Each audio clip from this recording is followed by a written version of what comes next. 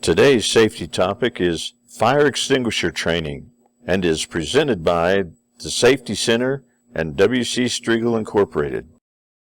The fire triangle is a simple model used to understand the ingredients necessary for most fires. The triangle illustrates that a fire requires three elements: heat to reach ignition, temperature, fuel or combustible material to feed the fire, and oxygen to sustain combustion. Together they produce the chemical reaction that is fire. The fire is prevented or extinguished by removing any one of the three elements. Keep fuel and ignition sources separate. A fire naturally occurs when the elements are combined in the right mixture.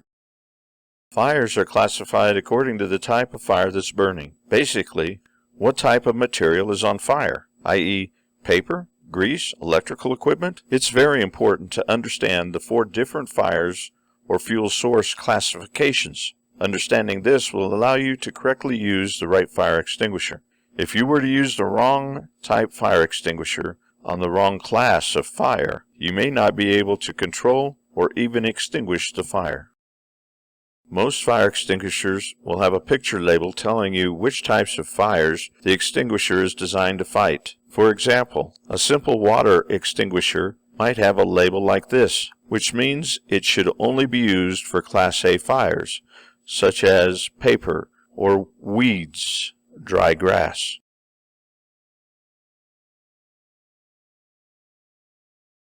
Different types of fire extinguishers are designed to fight different classes of fires. The three most common types of fire extinguishers are the water Class A, carbon dioxide extinguishers, which are CO2, Class B and C. Then you have dry chemical Class ABC, which is the kind that we use most here at W.C. Striegel. And then there's a new class called the wet chemical fire extinguisher, Class K, which is designed to fight commercial kitchen grease fires.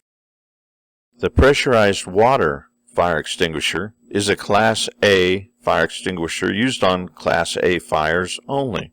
We use the Indian type brand here at W.C. Striegel. They build pressure by using a hand pump. They generally hold about 2.5 gallons and have about a 30 to 40 foot maximum effective range. Class A fire extinguishers work by cooling burning material below the ignition point, taking away the heat element from the fire.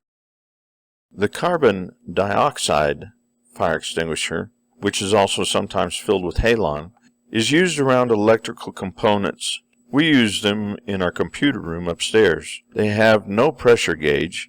Their capacity or the volume inside them is verified by weight. These extinguishers extinguish fires by smothering the burning materials, displacing the oxygen, and thereby killing the fire. Their maximum effective range is just 3 to 8 feet. Now we come to the multi-purpose dry chemical fire extinguisher. This is the one that we use most often here at W.C. Striegel. It's a Class A, B, or C. You will find it in 2.5 to 20-pound canisters of ammonium phosphate, pressured between 50 and 200 psi by nitrogen gas. The smaller units will last maybe 8 seconds. The larger ones, the 20-pound canisters, will last about 25 seconds worth of discharge time. It has a pressure gauge to allow visual capacity check to make sure that they're still in the green when you're inspecting them, and they have a 5 to 20 foot maximum effective range. These extinguishers work by smothering burning materials. This separates the fuel from the oxygen in the air, basically blanketing it and smothering it from oxygen. The last fire extinguisher we're going to discuss today is used in Class K fires. It's a relatively new fire extinguisher used in commercial kitchens. It has 1.5 gallons of stored pressurized PRX wet chemical agent, and its discharge time is about 40 seconds with a maximum effective range of about 10 to 12 feet. This extinguisher fights fires by cooling and forming a foam blanket to prevent the fire from reigniting. We should all be aware of the parts of a fire extinguisher and what to look for during an inspection. First, you'll see the discharge lever, discharge locking pin and seal, the discharge nozzle, the discharge orifice, the pressure gauge, the carrying handle, the data plate, and the body.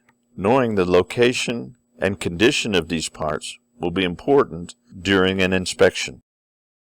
Okay, now let's remember how to use a fire extinguisher. If you can remember this easy acronym, you'll have no problem using the fire extinguisher. The acronym is PASS. First, P, pull the pin. Then A, aim the nozzle. The first S is squeeze the handle.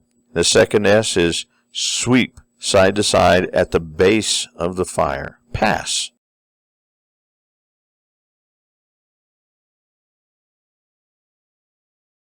Remember, the first letter in the acronym is P for pass, which stands for pull the pin. This will allow you to discharge the fire extinguisher. The pin prevents the fire extinguisher from being accidentally discharged by squeezing the handle.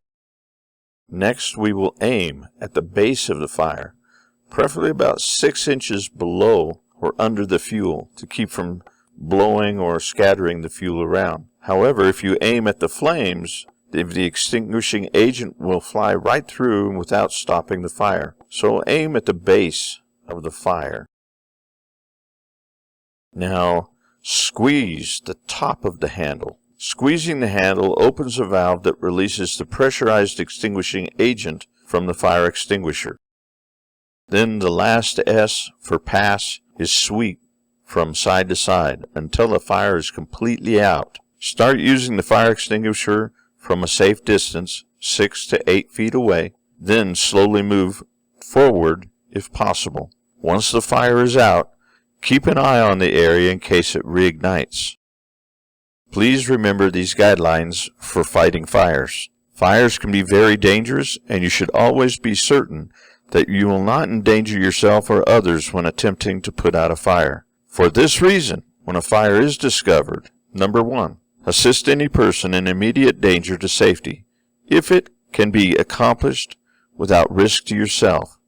Do not put yourself in danger too. Number 2, call 911 or activate building fire alarm. The fire alarm will notify other people in the surrounding area of the danger so that they might evacuate that area. If the fire is small, and only after having done these 2 things, may you attempt to use an extinguisher to put it out.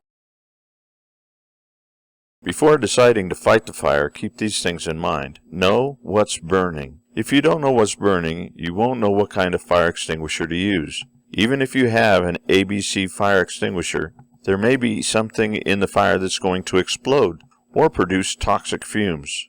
Chances are you will know what's burning, or at least have a pretty good idea. But if you don't, let the fire department handle it. Is the fire spreading rapidly beyond the point of where it started? The time to use a fire extinguisher is at the beginning stages of the fire. If the fire is already spreading quickly, it's best to simply evacuate the building. As you evacuate the building, close the door, if there is one, behind you as you leave. This will help to slow down the spread of smoke and fire. I have one final rule for you to consider, and that is to always position yourself with an exit or means of escape at your back before you attempt to use a fire extinguisher or to put out a fire. In case the fire extinguisher malfunctions or something unexpected happens, you need to be able to get out quickly. You don't want to become trapped and become another victim.